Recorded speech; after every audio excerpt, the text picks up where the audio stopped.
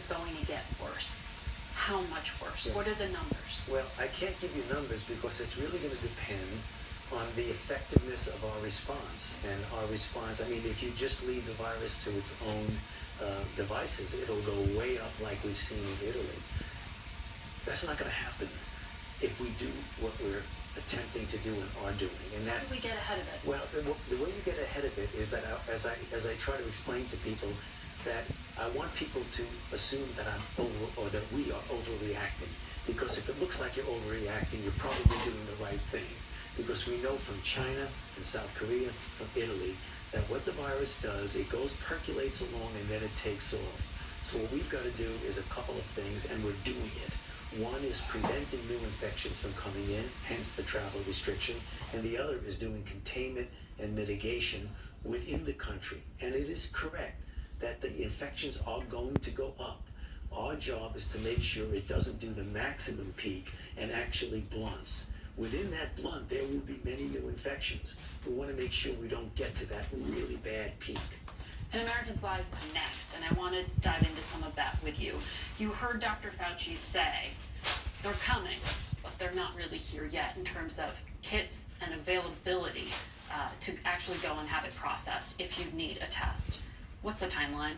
Well, I think we're going to see a dramatic increase in diagnostic capability this week. So I think by the end of the week, tests are going to be readily available. They approved tests on what we call high throughput systems, meaning systems that can run literally tens of thousands of tests a day inside academic labs or the large clinical labs like LabCorp and Quest.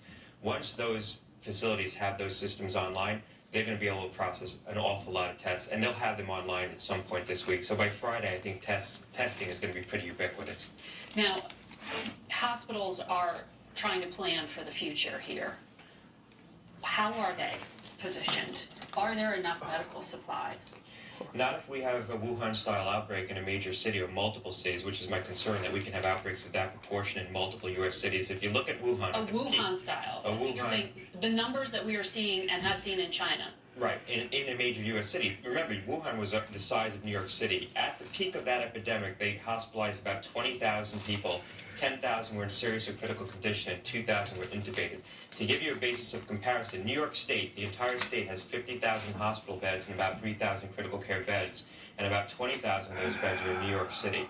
So if we have a Wuhan-style outbreak in New York City, that's going to overwhelm the system. So they need to be building surge capacity right now in anticipation of that possibility. Now, there's ways to avert it, but that's the risk that we face right now.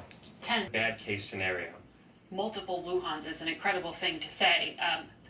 The Pentagon came out and put travel restrictions on U.S. troops traveling domestically.